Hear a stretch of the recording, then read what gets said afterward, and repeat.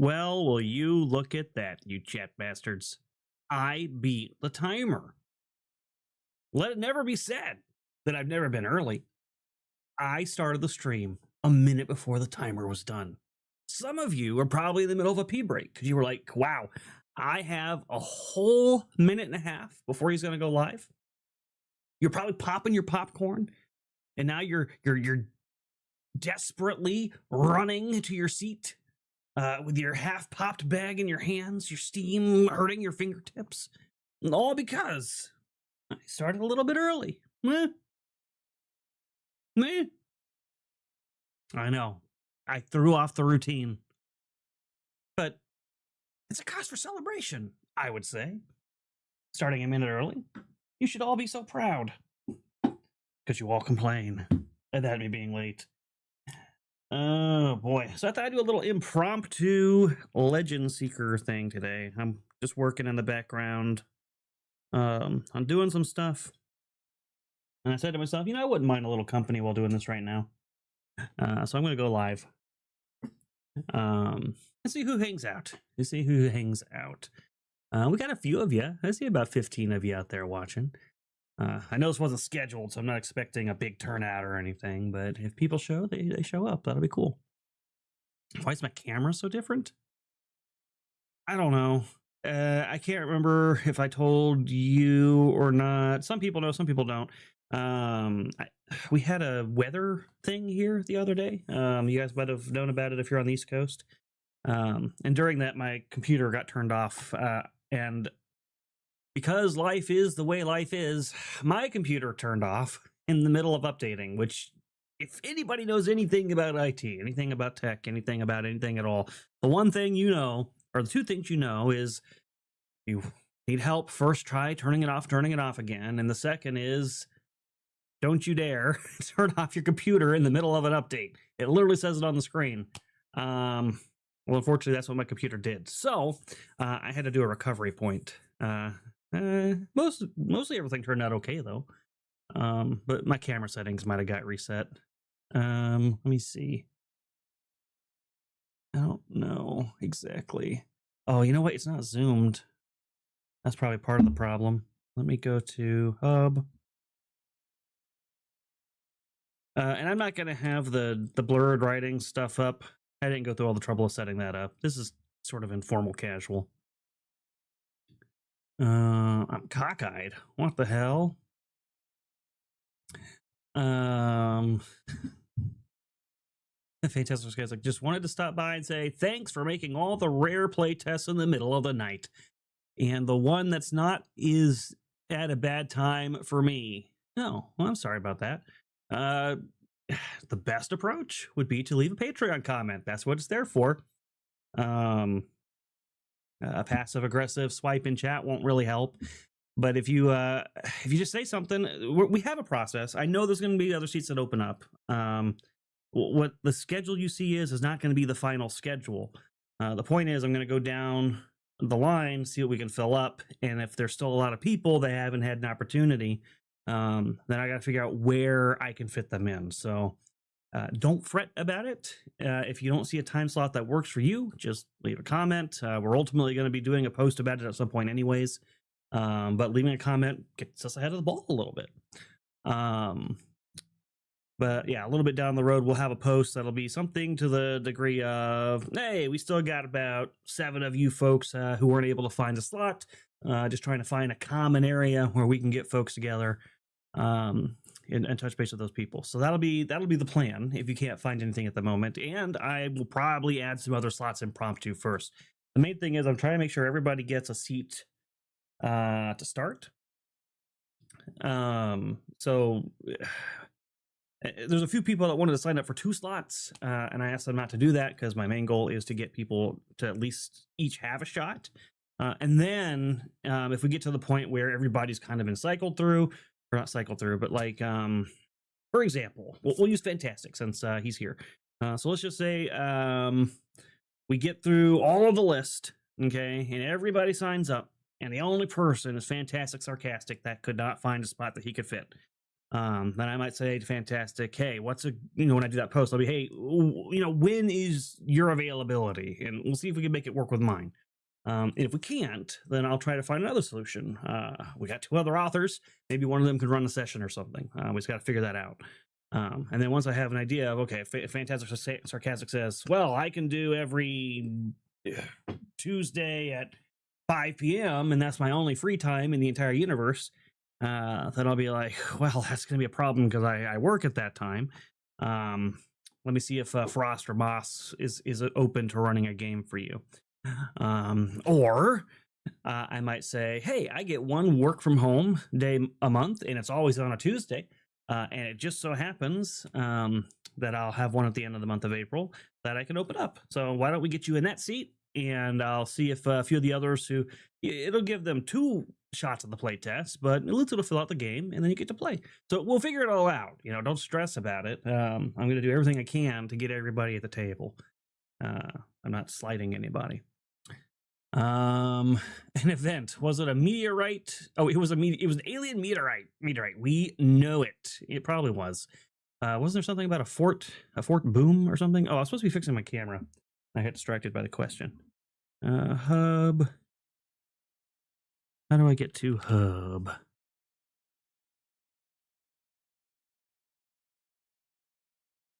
Okay, better question.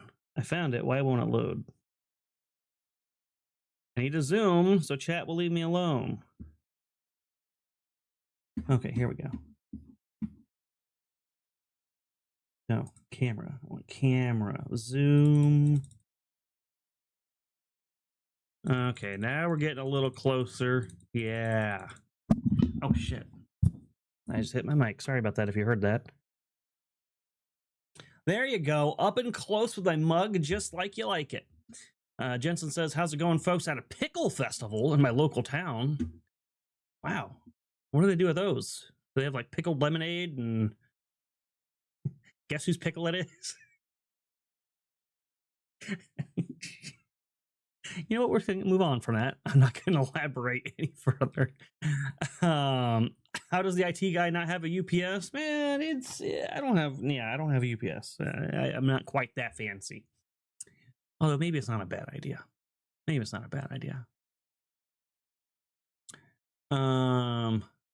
Jensen, I know it's because your work schedule, but those are huge. Those hours are rough, and I don't know if I could give good feedback anyway. Yeah, I'll tell you. Yeah, same thing as Fantastic Sarcastic. Yeah, just leave.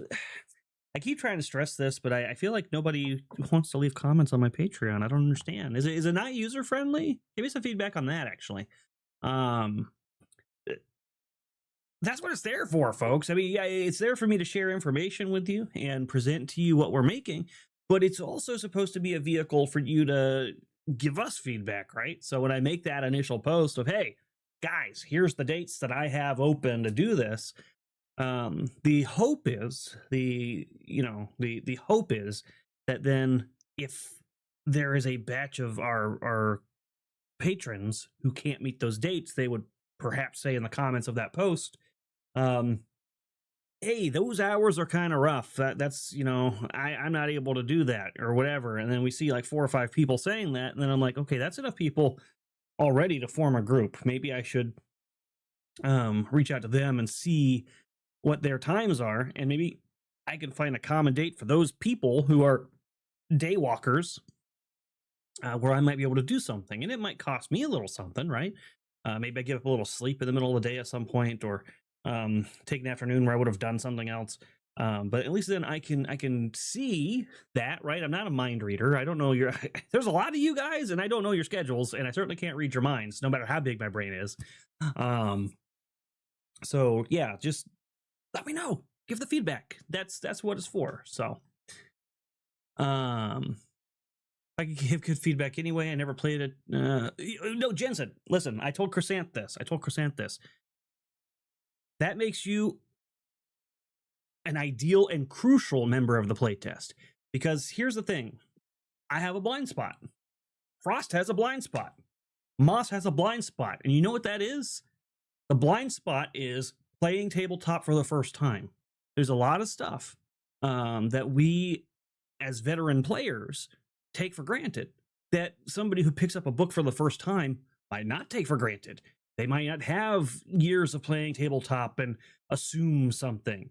And it needs to be spelled out for them to understand that aspect of the game. And we won't know what those blind spots are if we don't have players who've never played reading the material and testing the material.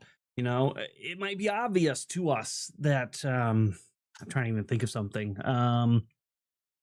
Two characters can't share a same space. All right, that might be an obvious thing that's true across every game. And then some new player comes in and asks the question, and they were like, we look at each other like, huh, maybe that's just something we need to spell out. You know, because the goal is, even if you never play tabletop, the hope is, as somebody coming in new to the hobby, you can pick up our book, read it, and play the game for the first time, right? That's the goal. So players who've never played tabletop or very little of it are awesome, and they're rare. That's the other part too. Most people coming to look for our stuff are probably people who've already played. So having people who haven't is a gift, frankly. Looks like Chrysanth says something very similar. Says they play. I know what you were trying to say. Hide the pickle.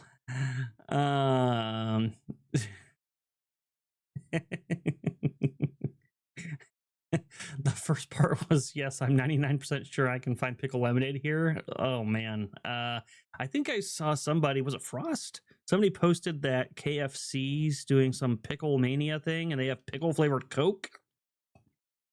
I'm pretty adventurous with my sodas and food and things and stuff, but I don't know, man. Pickled Coke, that sounds like something I would do for a challenge to meet a goal or something. It does not sound like something I would do out of curiosity or to enjoy it. Horos says that's a good idea because it wasn't a funny joke. Wow, Horos. Wow. I thought it was pretty funny. Oh yeah, that's true too. We got some people on the Patreon besides me, and they keep an eye out for stuff too. So if they notice something, they'll call it to my attention as well. Particularly Chrysanth, she'll nag and she'll nag and she'll nag. So definitely a good place. Definitely a good place. Hey, there's Frost saying, "Hey, I have one good eye." Oh, I mean,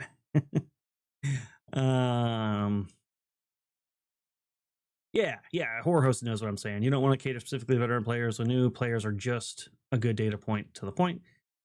Yeah, I couldn't think, like I said, it's a blind spot, Jensen. It's a blind spot, so I don't know what example to use, because I don't know at the top of my head something that I'd be blind to.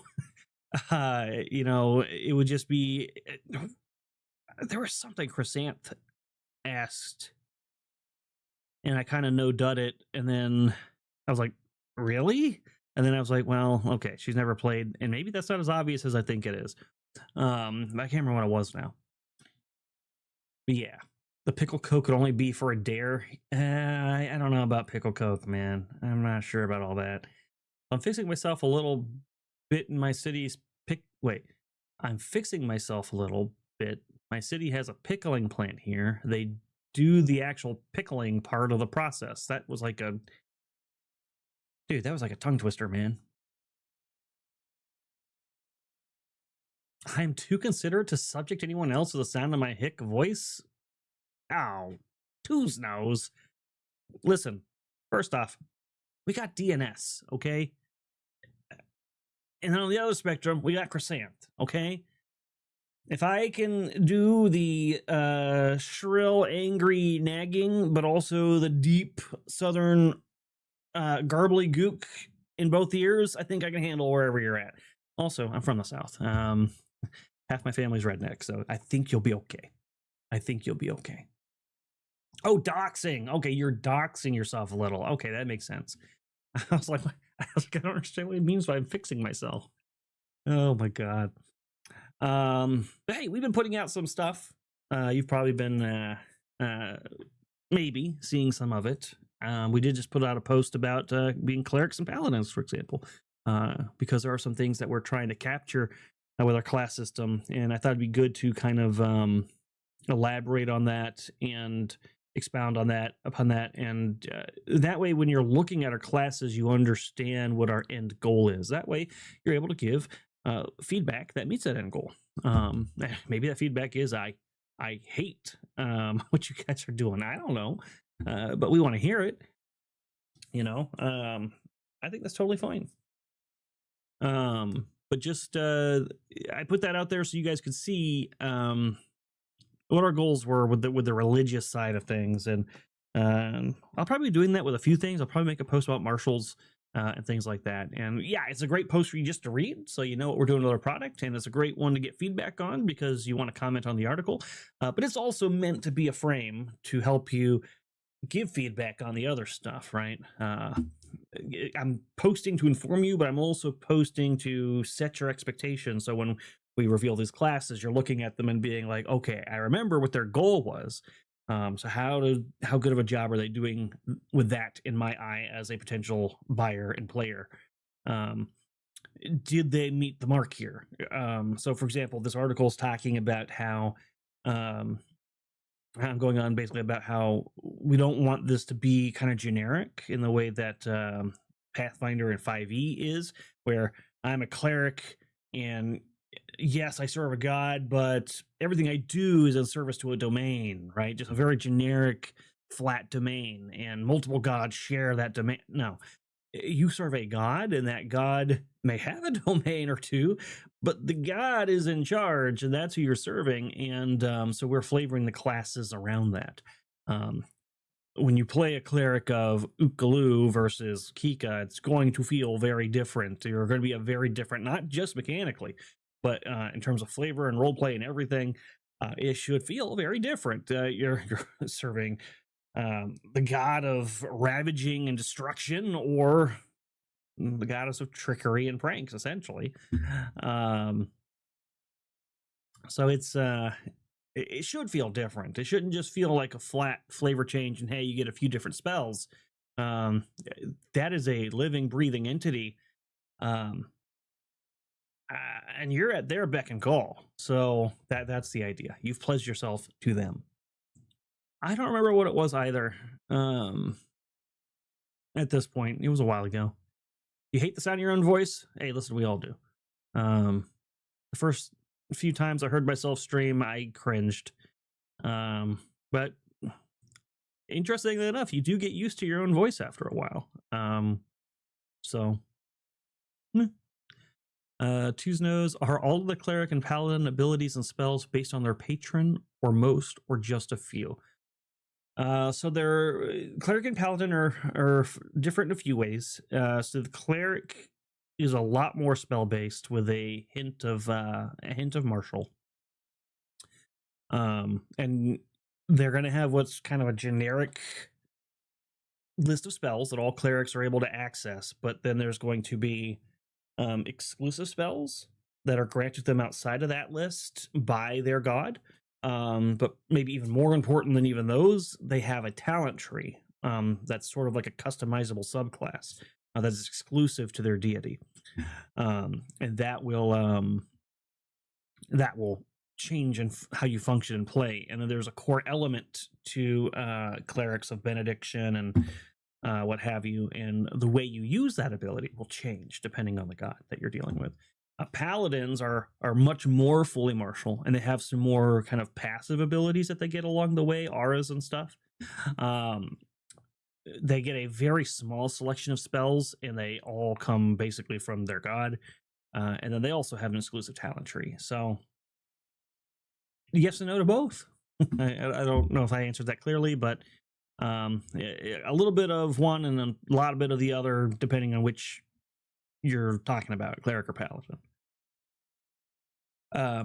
I gave examples in the writing, but probably my favorite one that kind of really illustrates the point is so Ukalu is he's kind of the patron of ravaging, destruction, very destructive force, and he has this insatiable hunger. He's called the Insatiable Maw. That's one of his monikers. And he hungers for devastation. They don't even build their own temples. They don't build their own temples. They conquer other people's temples and then defile them and set up shop inside them. That is how deep into the conquest doctrine that they are. And so the classes represent that, right? So if you're a cleric of Ukalu, you have this, it's a hunger counter that slowly increases. And as the hunger rises, that represents Ukalu getting hungrier and hungrier, and you're not sating his hunger. That comes with negative consequences. But if you do certain actions are outlined by your skill tree, it lowers that hunger count. And the closer you get to 0, you actually get some payoffs. So you're very much, and the things that earn those payoffs are things that would appease a god of destruction and ravaging and pillaging. So the clerics have their own way of doing that, and then the paladins represent more of the brutality. They're the teeth of Ukalu. And so they get their momentum and their payoffs from being brutal, getting heavy hits and scoring crits and drawing blood and things like that. So they're very, very brutal. The more brutal they are and the more animalistic they are in their fighting as the spear for their god, that is how you're going to see the paladin advance. So that's kind of how it goes. Oh my god, milk off a duck's back. You know what, Chrysanth? That was a perfect saying. That was a perfect saying, and I don't know why you would say otherwise. Hey, look at that. We've creeped up to 18. Hello to you 18 wonderful people out there. Yeah, if you got any questions about Legend Seeker as a whole, doesn't have to be what we're talking about at all. This is just a total impromptu thing. Excuse me. I'm currently writing. I'm not doing a very good job right now because now I'm throwing my hands everywhere. I'm currently writing, and I thought, you know what? I want some company. Let's hang out. So I'm currently working on the core book as we speak. But yeah, I was just hoping to get some feedback, have a little chat with everybody. And we've already covered a lot of interesting stuff. You know, I'll make a reminder of myself to make a post about the schedules too, because there was 2 people on one stream that had a comment on that.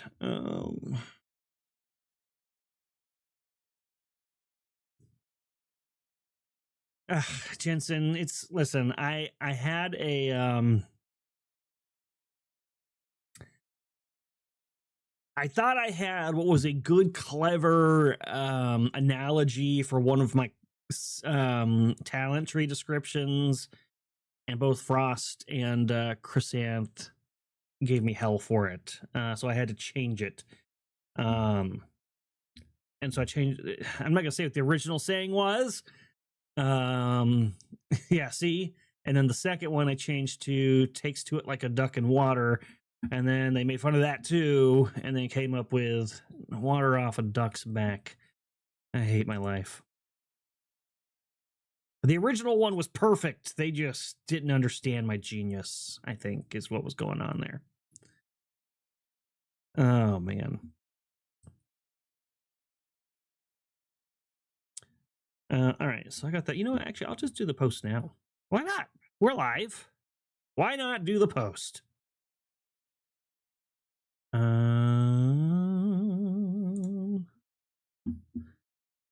right, move that right over here. All right, let's go into Patreon to help those who are distressed about the state of the playtests. Let's see, dashboard, create, post. Fear not. Playtest dates are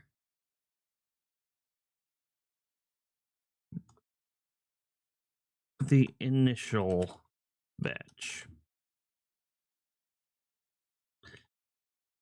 Hello. Hello, my dear patrons. I hear there is distress about the current dates. Fear not. I, your fearless, big-brained Leader. No, not leader. Creator. No, I didn't create you. Big-brained. Patron. No, wait, you're the patrons.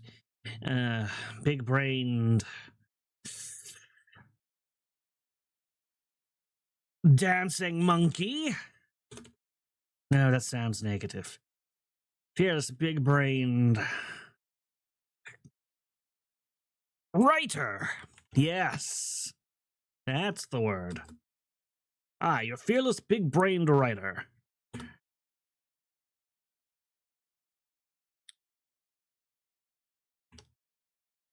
Have not lost the plot. These are only the initial offerings. I'll be adding more as we ascertain I'll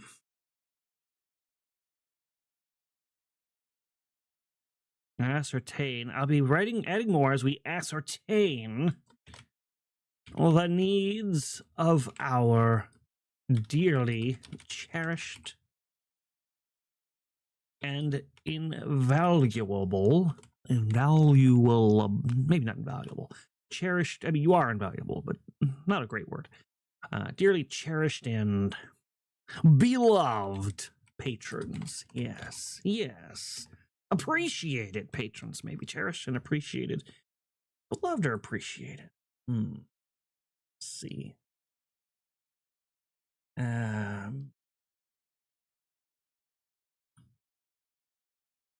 I guess beloved is good. Cherished and beloved patrons. Patrons. The initial batch is merely what I have immediately available. But feel free to leave comments. Oops, that's too many M's. On the posts regarding signups in the event that literally nothing there fits your availability. Oh, damn, I cannot spell available to save my life. There we go. As we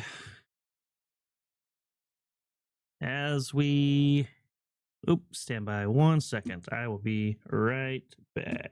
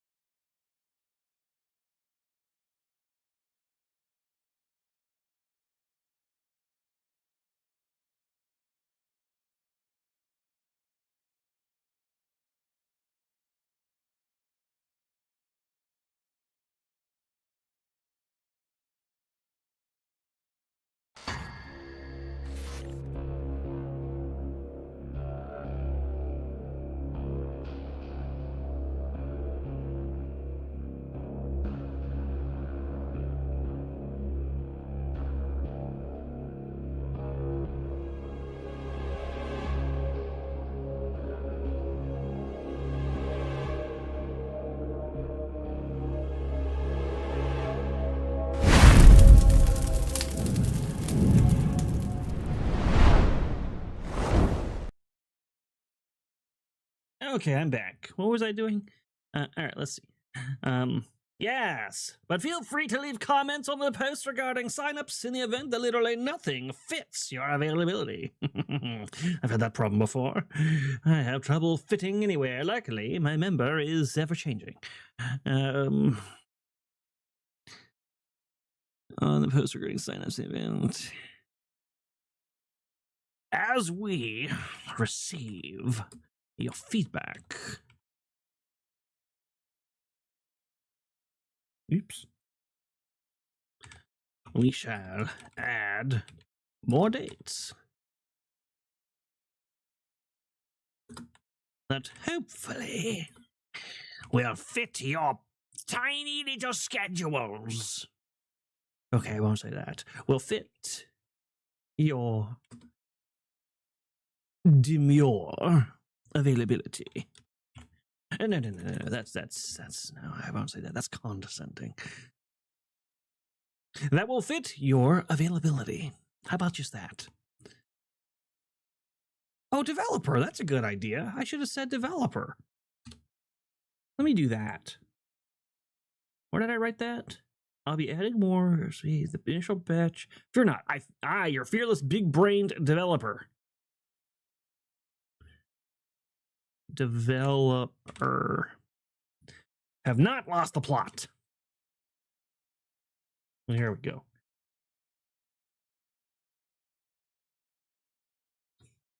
Wow, the horror host.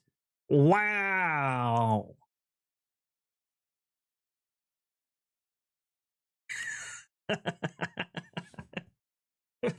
Froste said I have a post on my own Patreon asking about the inner monologue with reading.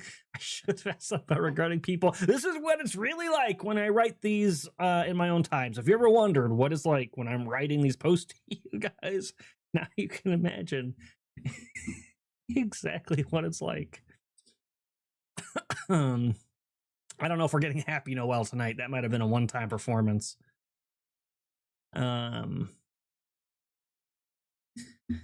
I've never, ever been condescending. I am the least condensated individual that's ever permeated this Mioba. Fear not. Playtest dates are the initial batch.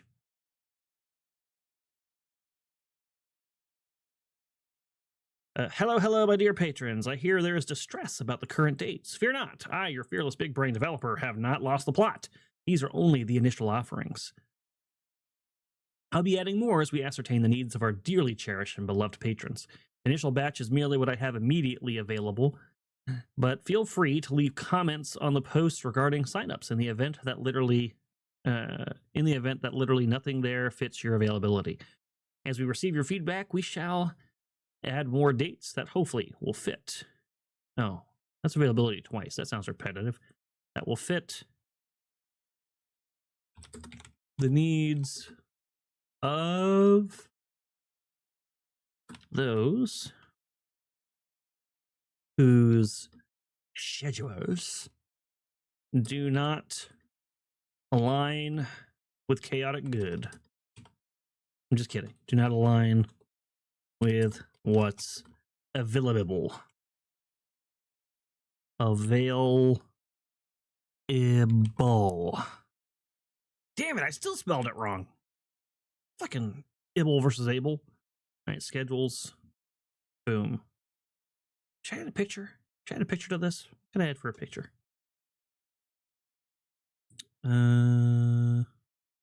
Image. Select an image. What should I add for a picture?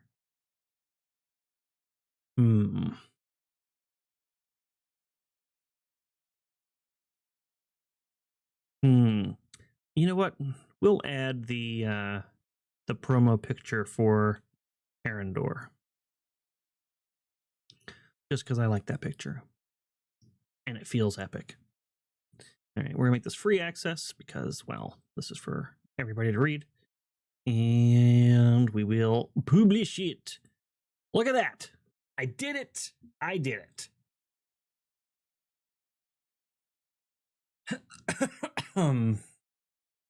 You should all be proud. You should all be proud.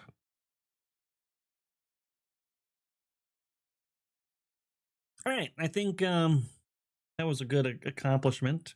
That's good. Communication with our patrons is always valuable and probably valued by the fellowship. There you go. But yeah, we've done a few things. I need to speak to Chris Ann's mom because they did an update on Patreon. And if you upgrade to it, it gives the page a lot more options. We can do like popular posts, most recent posts. We can even put like little collections if people are looking for specific things like the artwork and stuff. And then underneath those 3 tabs will be like the actual posts in order. So it's a little bit more user-friendly and easier to navigate. However, for whatever retarded reason, they decided in that update they're going to change the way the banner looks. So now our banner wouldn't work anymore. So I need to get that updated. Yeah. But yeah, we got a bunch of stuff. Like we just revealed the art for the witch. So if you guys want to see the witch class's representative character, we got that out there. Showed an example or two of how nice it is to be able to add artwork to the pages and make those passages have some artwork right next to them to sort of give them a little extra life. And of course, we did a poll recently. We're going to be doing some more of those. So keep an eye out for those. Your guys' feedback on those are invaluable, and let us know what it is you're looking for and what you like and don't like and what you want to try, what you're excited about. For example, I did not realize, and this is why feedback on posts would be fantastic, guys. I did not realize that the Noble was so popular already. Right? Or maybe maybe popular is the right word, but people were so curious about it. The majority of basically everybody who voted on that poll, minus like 1 person, voted for the Noble to be in the playtest, which I was not expecting. So I had to switch gears a little bit because I was really focusing on a couple other classes at the moment, kind of anticipating some different results, but people really wanted the squishies for this playtest apparently. So we're gonna have the Noble in there. And she's a lot of fun. I think you guys are really going to like that. It is my personal, it is one of my personal favorites of the classes we have made here. Just because it's a play style I like and it's a little different. But I like what we're doing some other stuff. I like how we've changed up the concept of how wizards will be built, and I also really like what we've done with the clerics and the paladins in terms of making them feel like actual devotees of their respective gods. And I get a homebrew question every once in a while. So changing it to god specific rather than domain specific, how would that change your ability to play the game in a homebrew setting using the system? Basically it's just reflavoring stuff, right? So in that case, you either switch to your own gods and then figure out which of those talent trees make the most sense for the ones you created, or you can even then flatten them out to domains. So you could take some of the various talent trees and say, yeah, this feels like it fits into our domain of X, Y, and Z. You could still do that.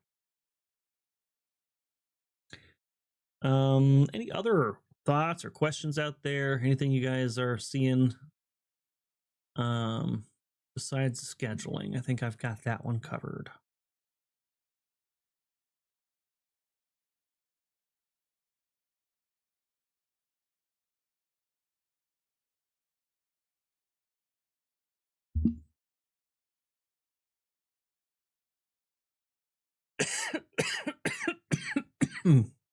And once I have the so the thing I'm working the hardest on right now is making these playtest documents. So essentially there's going to be sort of a quick rules PDF that breaks down the rules to the barest nuts and bolts, so that you have an idea of how the game will play. And I'll be there to elaborate and clarify things that might not be spelled out there. And then you'll have a character sheet for each of the characters, and that character sheet will have their stats, obviously, and it should be functional by the time we get to the playtest.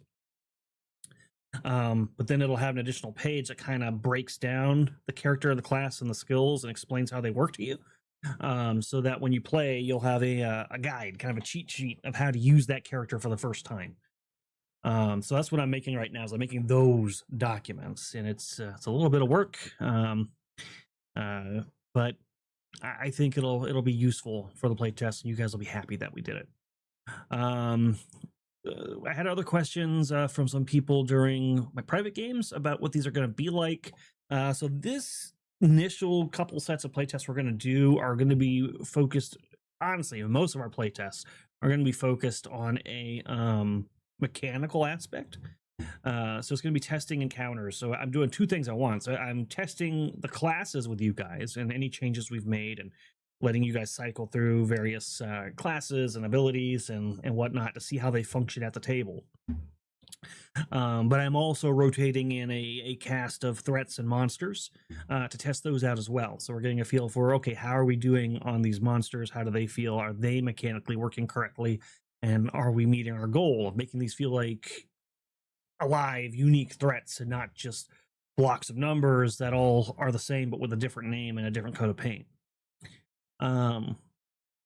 So it's a little bit of a field test on two ends to try to get things to work out. So it should be fun. And once I have that kind of a quick document made, I'll probably talk to Froste and Moss to see if either one of them are interested in running it too, because they're simple mechanical encounters, and if there's some dates that I can't accommodate for whatever reason, maybe there's like 3 of you who can only do I don't know, Sunday through Wednesday at 8 p.m.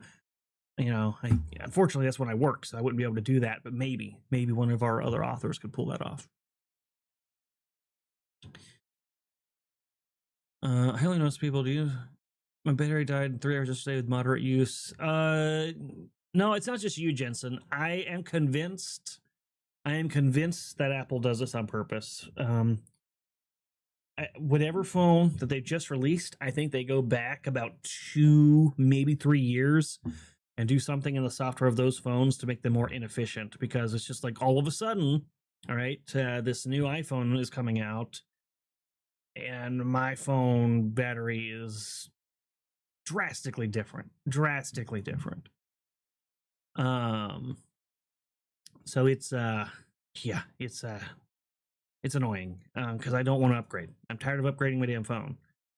And I don't think it's the battery itself, because even that would kind of be like a slow decline over time. I swear it was like one day I was getting 12 hours of no problem, you know, spread across a couple days phone time.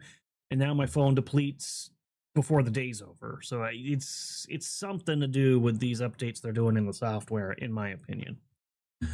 I think they're doing it on purpose.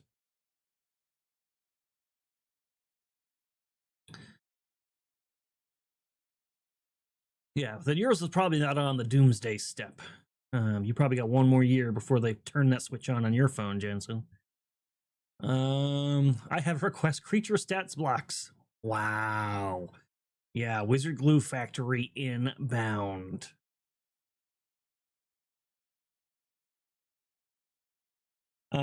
Yeah, no, I'll get those for you. I just need to I hadn't got to the point of standardizing them yet because not all the creatures are done yet, and I don't know. I'll get at least something preliminary. I'll come up with something. Right now I'm doing it on Excel sheets, and I can't really have you use that, so let me see how I want to translate that over to a text block. At least a temporary format.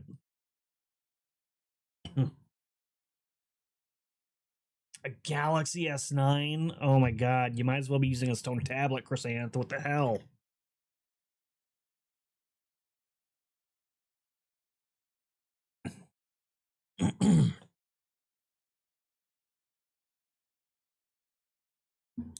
Now, 5 years is a decent.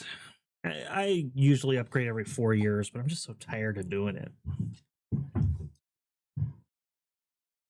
So now I just don't. I'm not gonna do it unless I see a significant, like, wow, I have to have that change to the phone, or if my phone's about to be obsolete for some reason for what I do. Right? If I suddenly am not gonna be able to access YouTube Studio because they're upping the requirements for it and you need the whatever, okay, cool, then I guess I'll have to do it. But I'm tired of that game. And ever since I stopped doing that, my phone bill's been a lot cheaper, by the way. Because they take that recurring charge off your off your plan, and you don't realize how much that's really adding to your phone bill until it's not there anymore, and you're like, wow, my phone bill looks cheap this month.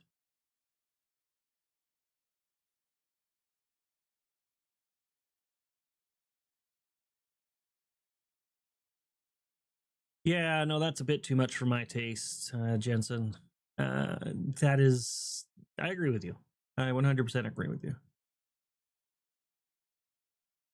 Now, granted, I'm sort of talking out the other side of my mouth a bit because I did, within a 3 to 4 year span, swap a car, but that was a unique circumstance. That was an opportunity that I couldn't pass up. But normally, I do not like that. No. Going to try Graphene OS. I'm gonna be honest with you. I don't even know what the hell that is.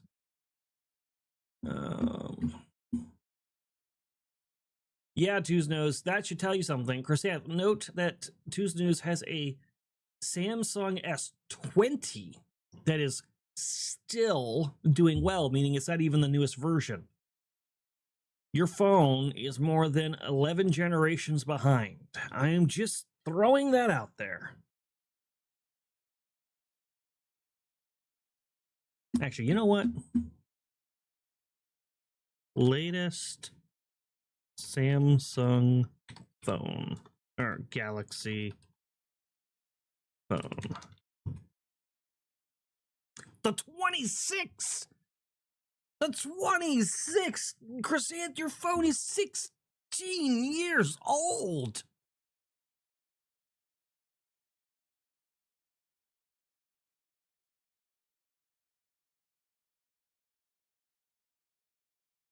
Oh, okay. Thank God, the horror host. I was just about to lose my shit. That make me feel a little bit better. When did that jump happen?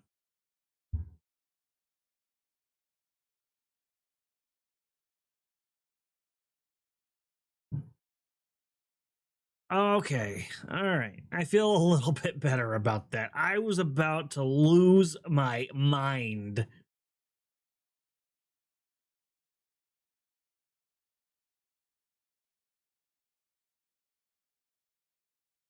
Although I don't know if that actually makes me feel much better.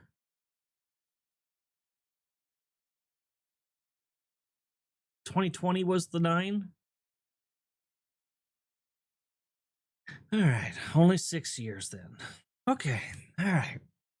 Man, Chrysanth, I can't tell you how I was about to lose my shit. I was literally about to mandate you get a new phone. That was not gonna. Oh my God, I don't think you understand how much my blood just started boiling at the thought of a 16-year-old phone.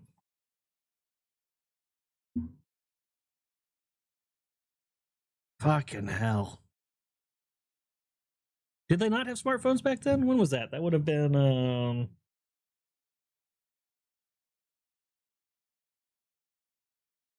they had smartphones back then. Because I enlisted in 2008, and I had it was the first year that they had the original Verizon Droid.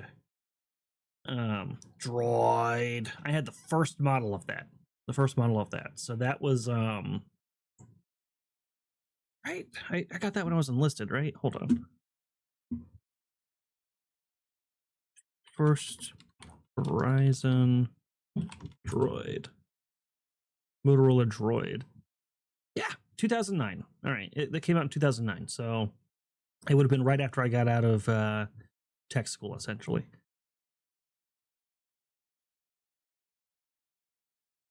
Well, that's only, what, 10 years ago? Ish, 12, 13 years ago. All right, when was the first iPhone? First iPhone. 2007. All right. I mean, they existed, but you're right. The Galaxy probably didn't. Oh, man, I can't even. The rage I was feeling. Guys, I wish you understood the rage that I almost felt.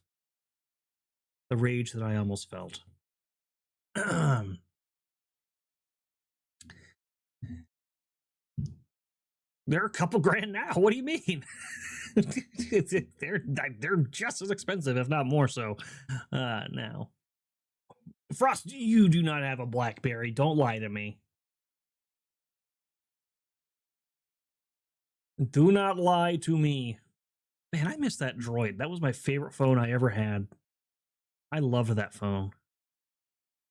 The Motorola Droid, model A855. Damn, that was a nice phone. And it felt like premium quality phone too. Like it felt heavy in your hands, had the slide out keyboard, that little gold plated selector switch. It was so cool, man.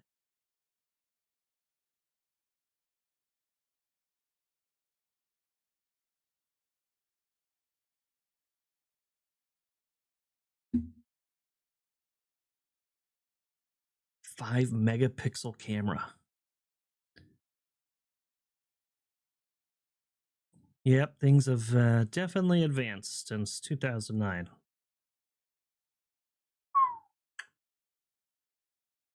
Oh, that's true. Yeah, yeah. If you scale it for economy or inflation or whatever, yeah, it probably is significantly more. There are people who would spend 7K on a phone right now, if you advertise it to them.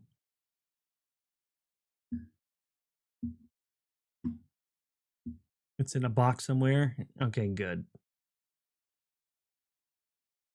I wonder if I still have my Droid lying around somewhere. I didn't trade that in.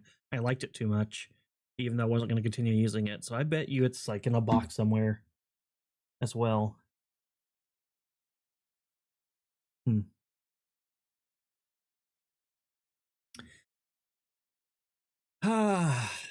Flip phones. I had a Motorola Razr at one point. Yeah, those that was kind of a short period. Once smartphones came out, those went the way of the dinosaur real quick.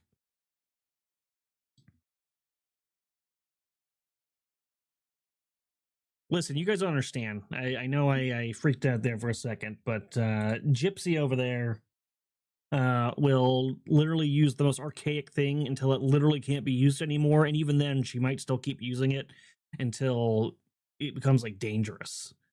Like she would drive her car until the wheels literally fall off while she's in the middle of driving, even though the signs are all there. Okay, I would not put it past her to have a freaking 17-year-old goddamn phone. Oh man, the Legend Seeker, yeah, Legend Seeker. I don't think of what else you might be interested. I can show you guys some art. I haven't put it on Patreon yet because I plan on putting it out with a set. I got a few more pieces coming in, but why not do a preview? Why not do a preview of that set? Let me. I call this one Moss's Poison, Moss's Weakness. Let me see. Where the hell's my Legend Seeker? Okay, here we go. And then I will download it from here. I don't have it on my desktop yet.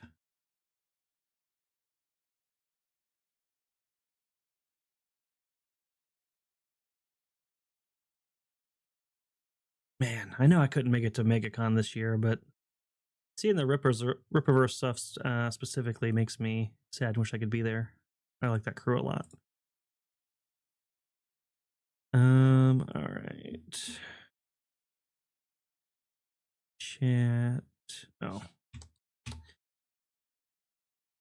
This pinned chat thing is, I guess it's good, but it is annoying sometimes. All right, save. We'll call this Moss's Poison.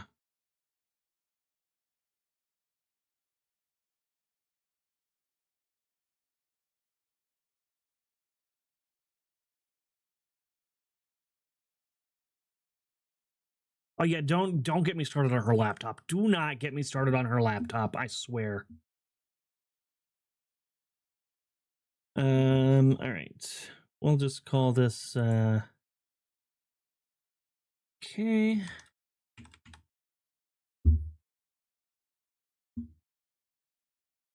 And browse. Found it. There we go. And then I will add it to the screen. Okay. All right, let me swoosh over. Actually, I'm going to turn off the swoosh because it's very long animation. There we go.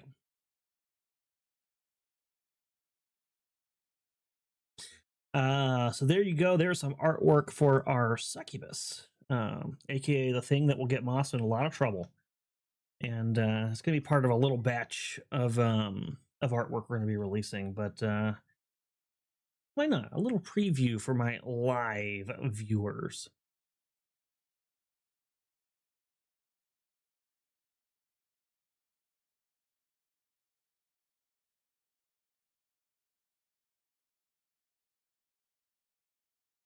I could zoom that in a little bit, actually. Why not?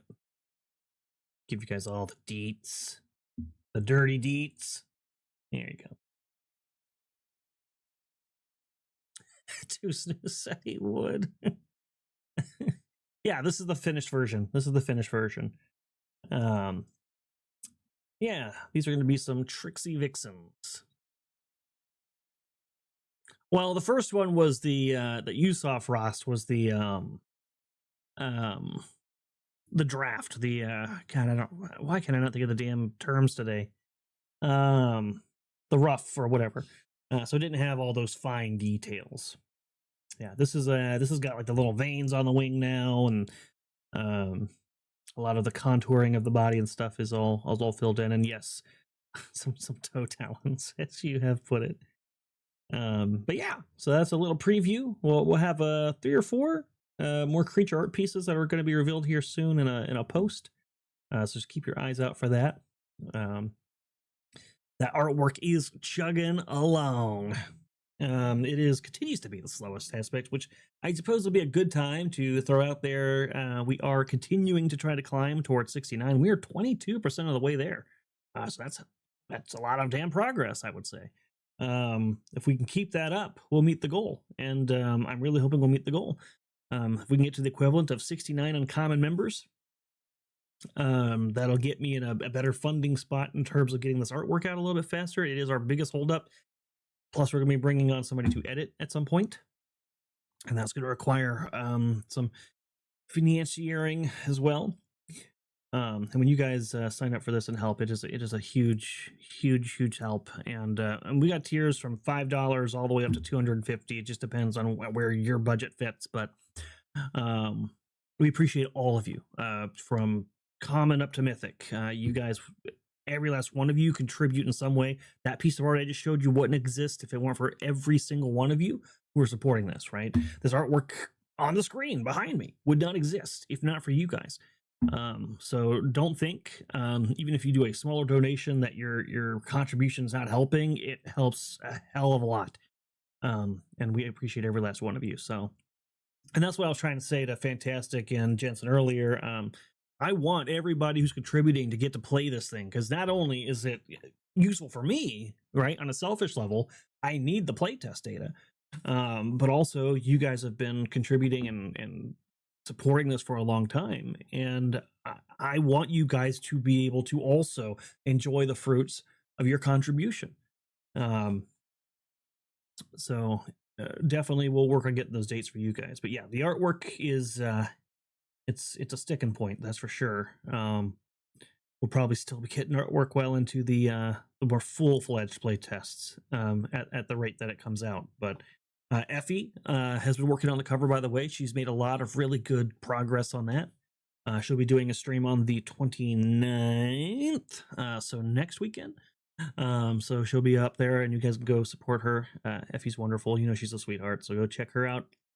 And she'll show you the updates on the cover. I thought about showing it on the stream. I was like, I'm not going to steal her thunder. She works really hard on that. I'm going to let her show you what she's updated. It looks really damn good. And she's continued to progress on that, and has already sent me the rough, by the way, for cover 3, which I'm very excited about. That's going to be really cool too. So we'll have 3 complete awesome covers by the great Effie von Kleist. Oh, yes, that's true too. Chrysanth and Frost like to point out, if we do get to the uncommon goal of 69, and that's, you don't have to sign up at uncommon, by the way. I do want to make that clear. If you sign up for gold or mythic or something higher, that just means it counts as more of the uncommons. So gold is $80, so that would count as essentially 4 uncommon signing up, getting towards the goal. Crap, I just lost my train of thought. It derailed because I interrupted myself. Oh, the onesie. They found this hideous looking onesie. It looks terrible. It's got like a weird frog creature on the crotch or something. I don't know. It's yeah, it's a thing. But I'll wear it. I'll wear it if we get to the goal. I won't be happy about wearing it, but I'll wear it. And I'll wear it for a whole stream. So I'm not sure what stream. Probably I'll do it for Strange Eons, most likely. How much for me to wear that one day in Dallas? You mean like as a goal or as a initial contribution, like a one-time contribution? Like, what do you mean? It looks cozy. Yeah, well, it'd be a lot cozier if it didn't look freakish.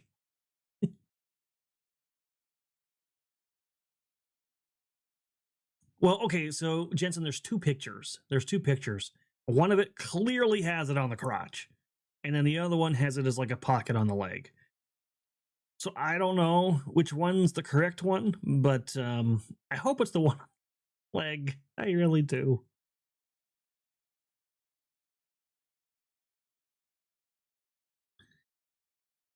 I don't know about a one-time contribution. I guess I'd have to think about that.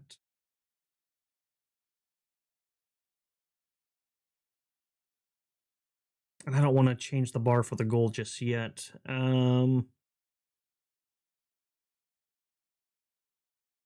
Just give TNS a number. I'll tell you what. We'll do a celebration stream when we hit the goal.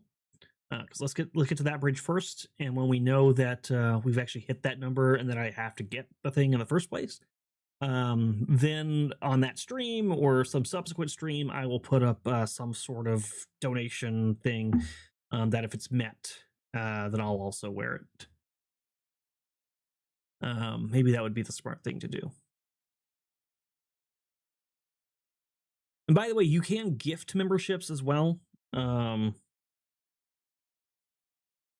That's always an option if people want to gift. Yeah, it'd be kind of like a stretch goal. Yeah, maybe I could let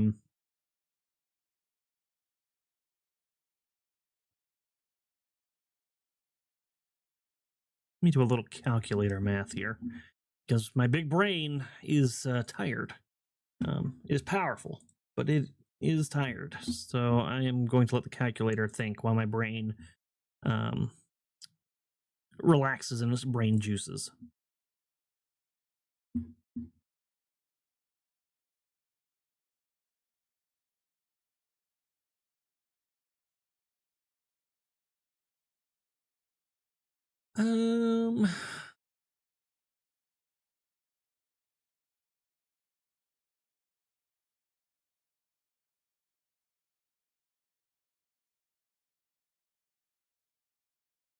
Yeah, maybe we'll do like a $500 bonus hole or something. We'll figure it out. We'll figure it out as we get closer and see how long it even takes us to get to this point.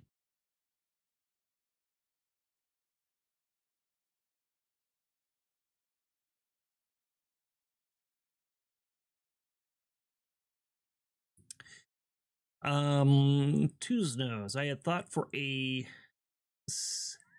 hold on. Chrysanthemum relaxes in its brain juices. Ew. I mean, that's what it's doing, right? It's up there just chilling. Its brain juices just kind of sloshing around up there. I mean, not a lot of sloshing because it's so big it like presses against the edges of my skull. But if it had more room to move, it'd be sloshing, you know. Tuesday said, I had a thought for a celebration of reaching the subscriber number tabletop max stat. see if any of the OG tabletop party can come on for a stream. Depends on what you mean by OG. If it's anybody Geeks and Gamers official, that's probably going to be a stopping point. I've had a really hard time getting those folks to. They're busy, right? They're very busy. Even Mike, who is super excited for this, and he is a strong supporter. He even pitches it sometimes on his own stream. He's just so overwhelmed, and he keeps trying to do these. He's tried to come on Moonskull now like 3 times, and just shit keeps popping up. It just keeps popping up.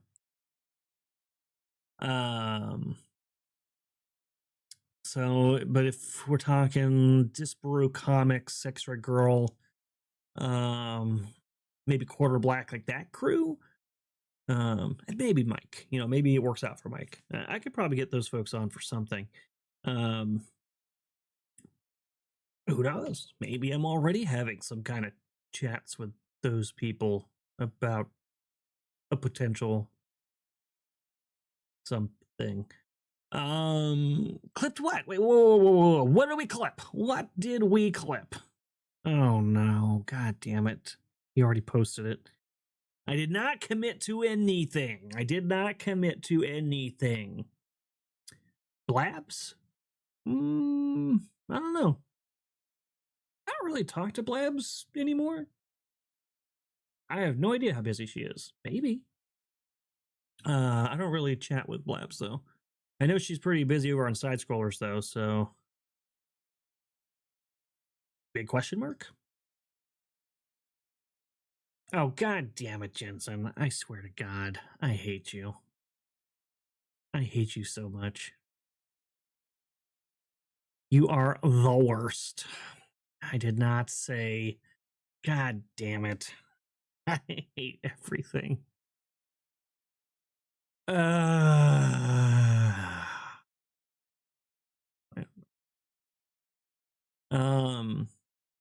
But yeah, we'll see what we can do. We'll see what we can do for sure.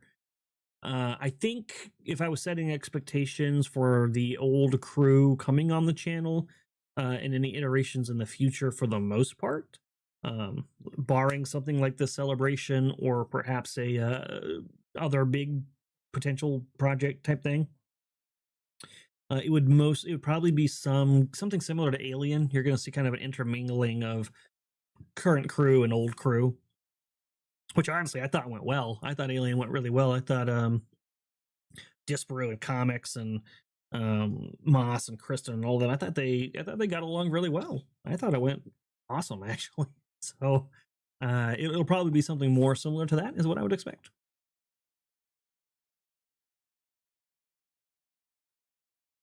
Wow, god damn it, you guys. I hate you all so much. It's the mic, okay? The mic changes things. There's artifacts and stuff.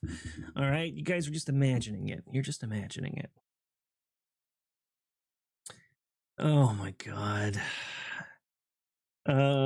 Also, I guess worth noting, I don't it's the seat that I think is hardest to fill, but we do have a few slots still open for the Mythic tier. It's the one tier we have that does not have a unlimited cap of people that can join it, and it's just because there's a lot of obligations that come with that tier, in terms of working with people to create these custom characters, and then these painted minis that are not mini at all. That'll be extremely exclusive, like collectible Legend Seeker type stuff. So I can't leave that tier completely open, but we do have a few seats still open in the Mythic tier if anybody's looking for high level support. We do a lot of cool stuff for you all will get play tests and some access to. I'm about to do a video for. I told you guys I do another character creation, but for the Noble. So that video will be going up on Patreon. And then, but for the higher tiers, Gold and Mythic, we do some other things. So Gold and specific is if you're on there long enough, you'll get an unpainted Grix mini. That's about half the size of the Tiamat. Can you guys see the Tiamat behind me? Hold on. Here, Tiamat. My gal. This doesn't give you an idea of how big this thing is. My head fits between the damn wings. So for the Mythic supporters, your Grix Mini is going to be this big. This big. Okay? If that gives you any idea. And it'll be fully painted like this. The gold members will get the one that'll be about half this size and unpainted.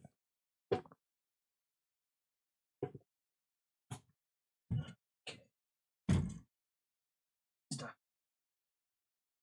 Don't worry. There you go, Queen. Back in your throne.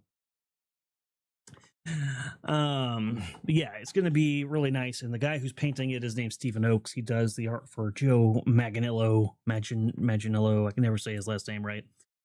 Magnello. So he does damn good work. So we try to take care of our Mythic supporters, and then past that, the Mythic supporters will also be able to get minis of their custom characters that they made with us. If they're miniable. If they're not, then we'll figure something out. There's a few concepts I'm not sure. I have to figure out how that would work, to be honest with you. Yeah.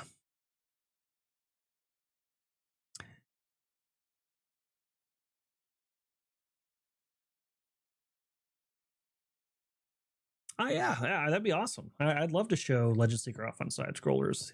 Yeah, I'm hoping to start reaching out to some channels on my own as well. I didn't really have side scrollers in mind, but if they invited me, certainly, yeah, I'd promote Legend Seeker on there.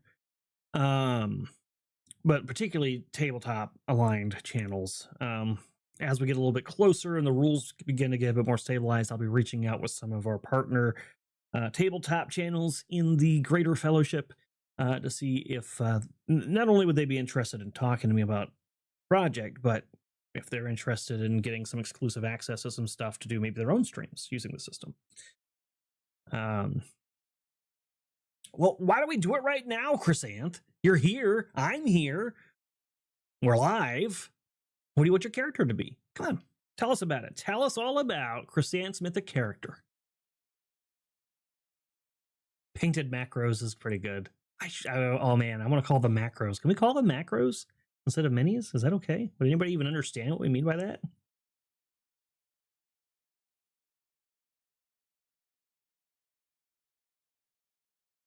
I really like that idea, actually. You know what? I'm going to forget, so let me send a message here. I really should just take notes, but it's easier if I send a message.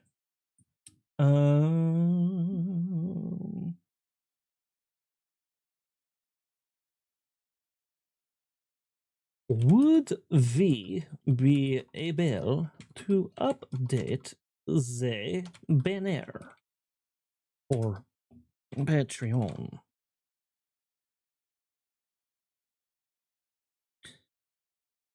They changed the format.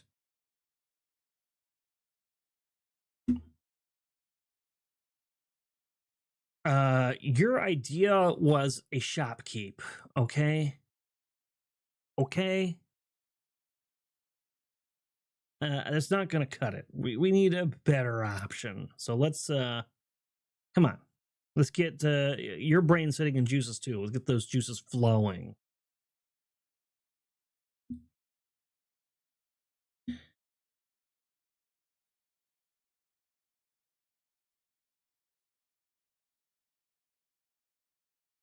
Okay. Yeah. I really don't like that at all. It looks so bad. Why are they doing that, man? I hate what they did with the Patreon banner. It looks terrible.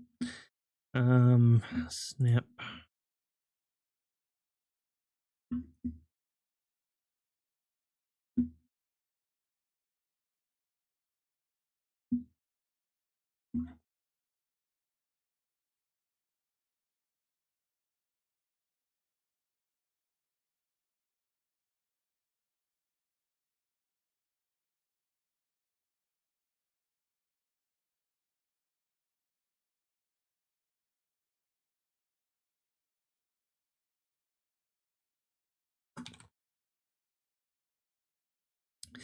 All right, we'll see if that's useful at all. I have no idea if it is.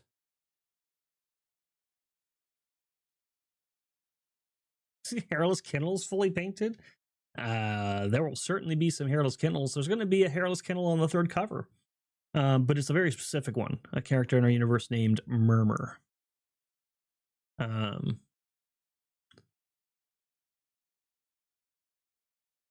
But we should make a default hairless kennel mini. I think that would be really funny.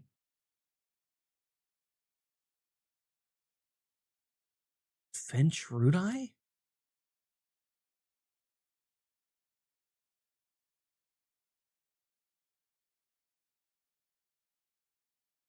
Ryan would lose his shit if he got a bunch of minis like that. He would definitely lose his shit. Yes, I am messaging her because I will forget. The new banner is kind of atrocious, to be honest. We've also, thank you, Streamlabs. We've also got Moonskull merch as well, and Legend Seeker merch. If you guys have not seen on our new store, we got some show specific stuff, and then we've also got Legend Seeker shot glasses and pint glasses and mugs and hats. The hat actually looks really cool. It's got an embroidered Legend Seeker logo on it. A bunch of other stuff. Actually, you know what? I'm gonna take a look at it. Let me see what's on the damn oh, the French accent. Gotcha. We got a cool Legend Seeker shirt with the moon kind of half on the front, half on the back. Or not Legend Seeker, Moonskull. The hat actually looks really nice. I think I might get that hat myself. I am getting the Rocks glass. I have that on the way. Oh, also, if you like Chrysanth and giving her puns, we've got a I Heart Puns tumbler and shirt. She loves that shirt, by the way. She told me her biggest dream. She's got 2 dreams for Dallas. She told me. She's actually got 3, but I'm gonna keep the third one a secret for now. But the first one, she said, I hope that when I get there, some man will hand me a piece of cheese. That is the most romantic and sweetest and tenderest thing any man could ever do, and it would immediately make him interesting. And I just hope at least one man, if not several, hand me a wedge of cheese when I see them in Dallas. The second is she hopes that she'll see people with I Heart Puns merch. She would love to see people wearing her I Heart Puns emoji shirt or sipping out of their I Heart Puns tumbler. That would just make her heart melt, and she would be the happiest gypsy in the world. And look at that. I talk about chrysanthemum puns, and we get a subscriber. Hello, Linden Pie. Cajun Corey. Question: why are you gay? Well, I'm not. So that question seems to be born of misinformation. But hello, Cajun Corey. I have seen you everywhere, by the way. You're like in every damn picture and when Rippaverse posts their like video, their B footage of like the camera panning their lines and stuff. Cajun Corey and Hayden Wayne, both of them are in every damn piece of picture and footage. They definitely stand out. It's pretty funny. But thanks for dropping by, Cajun Corey. Hope you're having fun over there at the con. It looks like you are. Tuesday says cheese. Oh yeah, because she told me apparently that being handed a wedge of cheese by men is romantic and interesting. It's what makes a man interesting. I don't understand it. Okay, I don't understand that, but that's what she says. All right, and who am I to dismiss her gypsy beliefs? To be fair, the Farmer's Almanac recommended a man give a woman a cheese if you want to court them. See, the gypsies know some things about history that are actually true in some fashion. So that's what she wants, guys. So if you run into her IRL, give her a wedge of cheese. Wow. By the way, you crazy ass Moonskulls, we are killing it over on the channel right now. I don't know if you guys can appreciate the level that we are killing it right now. We just crossed 13K 2 days ago. Was that when I did the toast? Let me see. It is.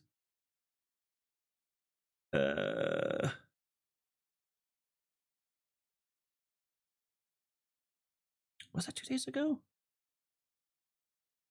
I want to say it was 2 or 3 days ago. I'm not sure. But we're already at 13,275. We're a quarter of the way on our way up to 14K in just a matter of days. Our shows, by the way, are doing phenomenally well. I try, it gets sometimes hard when I'm running the shows. I swear I'm not trying to ignore you guys. It's just we're involved in the stream at the moment. A lot of times I don't see all the comments and stuff. Sometimes I miss things. But one thing I have been able to kind of notice as I kind of like peer up every now and then, we're getting people subscribing while we're live constantly. It's pretty crazy. But for our live shows, just to give you some ideas, our numbers have been doing really well. Last Crimson Throne episode is at 520 right now. Now, mind you, go back about 6, 7 months ago, 8 months ago. That would have been right around July or August last year. Right around that time. Our streams were hitting about 200, 250 tops. 520 is a significant change. Strange Eons is at 360 and still climbing. Like we're doing really damn good. Masks of Nyarlathotep is at 430. Let me just scroll. I'm going to go 4 pages back. That would have been sometime last year. Just to give a comparison. All right. Let's see. One more page. All right. So this would be August. Yeah, 171 viewers for Strange Aeons, and oh well, we didn't have Crimson Throne back then. I don't even know why I'm like looking for what Crimson Throne was back then. Star Wars was 241, and that's what our Saturday show was at the time. So I made our Moonskull roadmap channel plans for 2025 and 26 back on September 6th. It looks like. I have blown what I said in that video out of the water. Out of the water. It is it's phenomenal. So it's because of you guys. Thank you. I don't know what else to say. It's humbling. We're for sure going to hit 15K at this point. Probably sooner, but bare minimum by the end of the year we're going to hit 15K. Which is more than we ever had over on tabletop, and it'll officially be the biggest channel I've ever ran once we hit 15K. So that is phenomenal. I suspect we're going to hit it well before the end of the year, maybe even within the next month and a half. So that is it's humbling and it's crazy. So. Just keep doing what you guys are doing. Keep liking the streams. Keep commenting. Obviously keep viewing. If you can, super chat, because super chats actually do feed the algorithm as well. They look at that and they're like, "Wow, they'll spend money on the stream. That must mean they like this," and so they push it more. So things like that, it just goes a long way. And obviously, you guys are killing it because we're killing it, and we can't kill it unless you guys kill it. That's just the bottom line. It's pronounced Nathralhotep. Or Nathralhotep. Nathralhotep. Nathralhotep. The Masks of Nathralhotep. I'm never going to get that right, man. I barely got Shub-Digurath right. Okay, that took a lot of effort. This is significantly harder.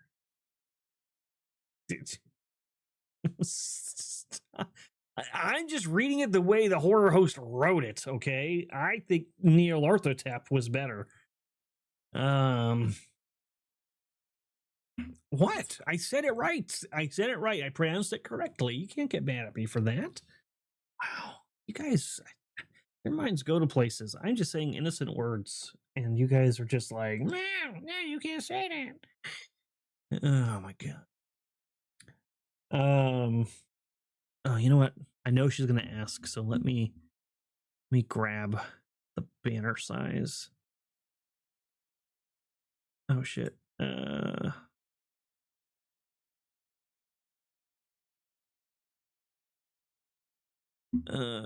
Header. We recommend image.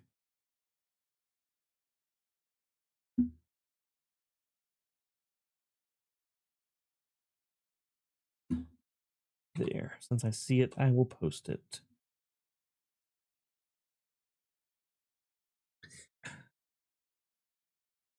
You need a soundboard with recordings of Caleb pronouncing things you shouldn't try. That's actually a really good idea. That's really funny.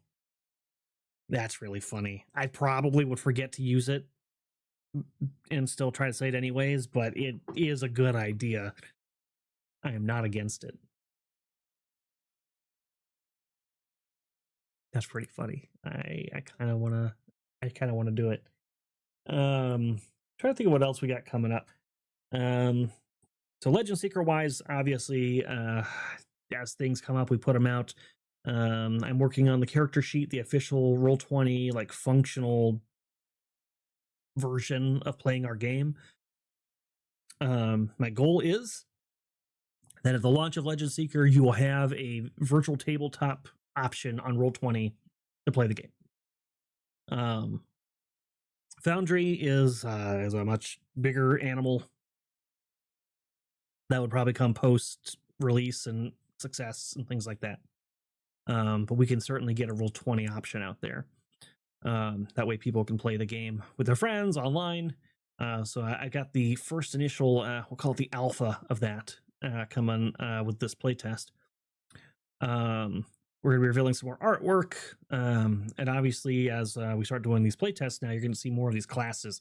And you're going to see kind of what are like patch notes, I guess. We'll show updates that we make based on feedback we get. So certain talents might get reworded, things like that. So this is definitely the more exciting part of supporting Legend Seeker. I know this first period was a lot of wait and see. And not so much as last year. I feel like this last year we've shown quite a bit, actually. But initially, there was a lot of wait and see.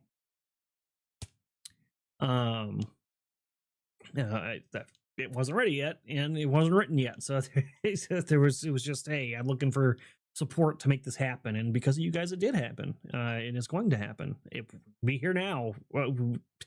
I probably would have had to given up, to be honest with you, if not with you guys. So that support really does mean a lot, and it's helped a lot. So this is the exciting part. This is where we actually get to play it and roll some dice and take all of the hard work and the fruits of your patronage and let you guys enjoy it and help build it a little bit more intimately. And then hopefully we'll be getting to the point where we can start looking at our launch blitz and what that's going to look like, where that's going to happen, and what platform and things like that. There is still this specter of a potential deal with a certain entity. Still looking into that. It may or may not happen. But either way, we do have some options on the table currently that we're looking at to make sure that we have a viable platform to launch this thing. It's going to be exciting. I don't know. I mean, you guys can even look. The logo's gone through iterations. The map went from being pretty bare bones to being very extensive and filled out, and still getting more added to it. The books, which they all started out as blinking screens, and they're now filled with hundreds and hundreds and hundreds of pages of text. My book alone is rapidly approaching the 500 mark after art, and then Froste is at 250, and the Bestiary is at about 150. It'll be about 250 once all the artwork and stuff and the stat blocks and stuff are incorporated. And then of course the adventure. That is something I guess I can we have adjusted the adventure a little bit, because that also is a lot of work. And after I did a little bit of thinking about it, you look at these adventure books and stuff from these other companies. I don't know if you guys can see this, but there's like 8 authors in these things, and so we kind of put a lot on Moss, I think, in saying, hey, you author this. And I was like, I think it'd be a good approach to have the guy who wrote the setting work with you on this. They're going to collaborate on the adventure now, Froste and Moss. We haven't announced that yet, but so they'll both be working on that for sure, and that'll be really cool.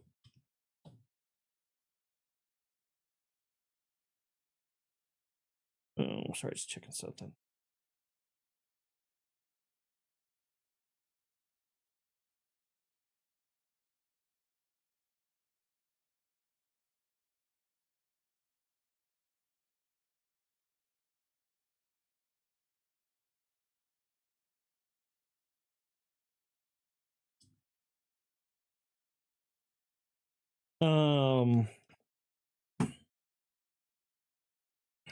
What was I saying?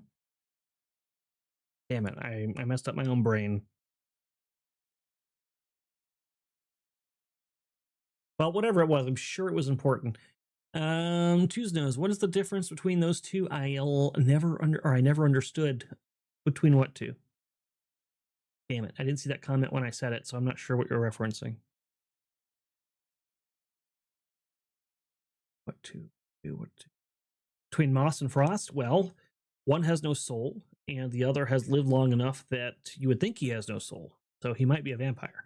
But they're both soulless, but one's a ginger and one's a vampire, I think, is the answer to that question. That's the differences between Froste and Moss. Foundry and Roll20. Roll20 is a browser-based virtual tabletop. And what I mean by that is the game runs in the kind of browser element, and it's built that way. And it's very beginner friendly, but kind of bare bones. So it'll roll the dice for you, and it'll give you some sheets to create kind of pre-programmed macros to roll dice with names attached to them or formulas attached to them. So it'll do the skills and stuff. But essentially it's a virtual tabletop so you can play online. Foundry is a much more robust and complex version of what Roll20 is. There's actually a server that all this is like a dedicated server that this is hosted on, and all of that happens kind of at the server level.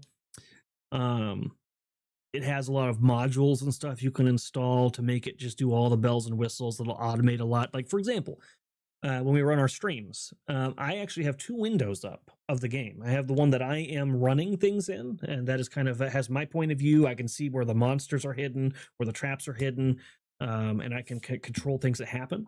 And then the other one is from a dummy account player's point of view, that hides all that stuff. And there's an automated tool that we've installed called Stream View, right? It's a module.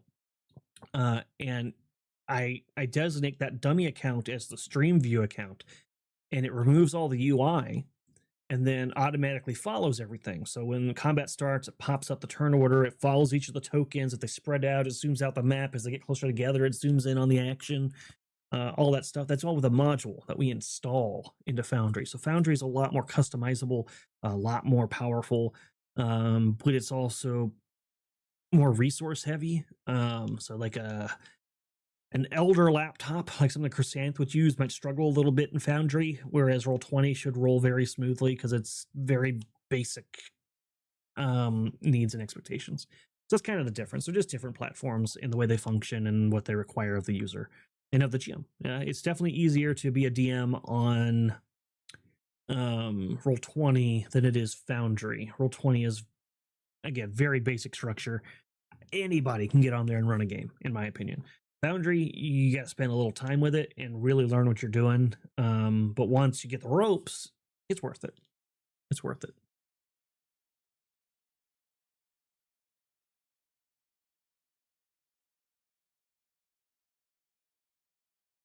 Okay. So Foundry gives you the option. So Foundry, you can, it's called, so the VTT itself is called Forge. You can actually host it on your own machine and run it locally. Yes. So you can install Foundry on your computer and host it all from your computer, et cetera, et cetera. We use a paid service called Foundry, which hosts the Forge for you. And so it's operating off their server, but it's much deep. Like the programming is, a lot of it is carried out on the server side. Whereas Roll20 operates, it's almost like a browser game. If you ever played like a browser mobile game in your browser, it feels very different than if you play something like World of Warcraft, which is a dedicated game, right? So it's kind of like that in comparison, I guess I would say. Roll20 is very surface level. Everything happens in the browser. It's all scripted off HTML. Whereas Foundry is rooted in whatever that software is. But you can, Roll20 you cannot run locally. It is browser only. Foundry/Forge, you get the option. You can run it yourself on your own server, or you can pay them to do it and they'll handle the storage and stuff.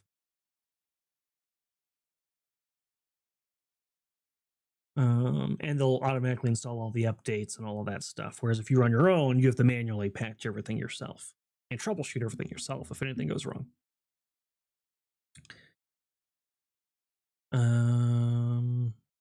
My laptop actually can run Foundry. Right up until combat, then it struggles. Yeah, it's a little bit more intense. But it's fun. I think Foundry is cooler. You can do a lot more neat things, right? You can do the custom dice. Like for example, we have the bennies. We have them custom designed to have the Moonskull logo on them and whatever show we're running, some artwork from it, things like that. You can do all that with Foundry. You can't do that with Roll20. Roll20, the best you can do is pick the color of your dice and then roll. Yeah. We also have a pretty crazy ratio. Man, if we could just, God, it's so hard to get the word out at the moment. I need to find ways to push this out beyond our community a bit more. But we have an incredible rate of conversion. We only have about 78, 79 members on Patreon, and 26 of those are paying subscribers. That's a significant portion. So if we could ever get this out in front of more people and keep that conversion even half that good, man, Legend Seeker would be in insanely killer shape. But it's tough. Our channel is doing really well, right? We're zooming towards 15K, but by a lot of standards, we're still technically we're not a small channel anymore.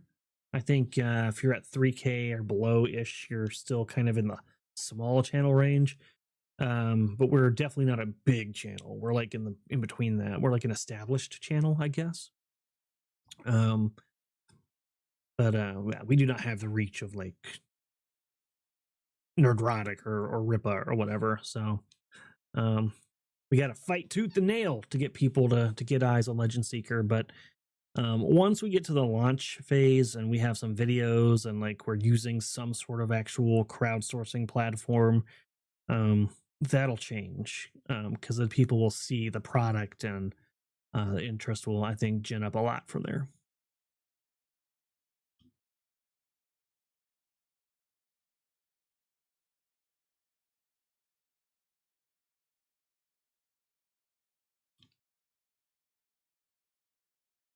Oh, I think that'll probably be where I wrap for today. Here in about 5 minutes. Let's see what's coming up tonight. We've got Crimson Throne. Definitely come hang out there. We had a Tuesday of an episode last time. I don't know what was in the water that night, but oh boy, it was something special for sure. Real quick, I'm gonna cheers to you guys, the chat bastards who hung out with me. Thank you. Thank you for hanging out and just keeping me company a little bit this morning. Um, oh wait, hold on. What's Jensen saying? With the super chats, at least it's a big enough channel. At least it's a pancake me. One day you can go full time. Yeah, no, we do extraordinarily well. I had a conversation with someone, and I'm not gonna go into the specifics of that conversation here in terms of who and when and whatever. But a comment was made about the size and income of our channel, and it was a negative comment. It was after being around for as long as we were, was the comment was phrased, that we should be bigger, and the words used was our crappy small channel. And I told that person, I said, I don't think you understand. I said, I don't think you understand how big our channel actually is. It's most people do not get to this level. Most people don't even get monetized. And those who do get monetized don't make anything. The stats are staggering. I don't have them up in front of me right now, but it was, if you ever look at the actual statistics on that, it is, if I was coming in blind and I had never created in my life and never done a channel in my life, and I had seen those statistics, I probably wouldn't have even started. They are depressing looking.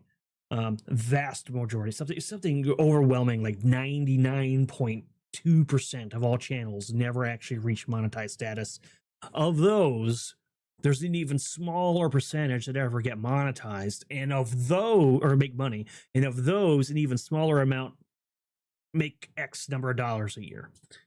It is, and yeah, and as Jensen just said, we're a niche subject, by the way. So our success is even more of an insane story, because our niche is not one that grows aggressively like pop culture or whatever. So our level of success is phenomenal. We're doing really well. No, we don't have 300,000 subscribers yet. No, I'm not making $1 million here. But this is, most people will not experience this. All right. I know, if I'm not going to say names of individual streamers in our space, but people that I've streamed with, right? People that I like, people that I think are good people and make good content, has spent 3-4 years trying to monetize their channels. And some of them have not, or they've made it, but not made it. You know what I'm saying? They reached that initial tier of, okay, I got the basic qualifications to be monetized, and then don't make anything. It's and it's not because they're terrible people. I'm not, don't take this as me like shitting on anybody. It's, the game is hard. The system is very difficult. YouTube's constantly changing how they do what and what qualifies for what and what pushes you, what doesn't push you. And it's a hard game to play. And some of it's skill, some of it's being adaptable, some of it's luck. It's hard. So I think our channel, for what it is really good. We've got a very core group of loyal supporters for sure, who don't just support in viewership, but do support financially. And they support with enthusiasm, right? They enjoy what we're doing, and they show up every time, and they watch the streams. And then we also have, beyond that, a decent second layer of supporters, a secondary kind of tertiary layer of supporters who contribute financially every now and again, but still show up all the time. And then we have a layer even beyond that show up and never financially support, but they show up. So we've got 3 solid layers that it's hard to build. So I think we're doing phenomenal. And then our most recent spurt of growth, I think, has been brought about by some changes that happened about 6-7 months ago, both in personnel or staffing or whatever of the channel, as well as structure, as well as offerings. We mix things up a little bit, rather than introducing new shows and things like that. We started doing some one shots to give people flavors of everything else and give them some something to not be stale and old, but also continuing the storylines they like. I think Legend Seeker being moved over here helped a lot, because it was struggling a little bit on its solo channel. In general, I think we've made a lot of good moves in the last 6-7 months, and every change that we've made has been incredibly positive, and Yeah, I think that's evident now. I think that's very evident now.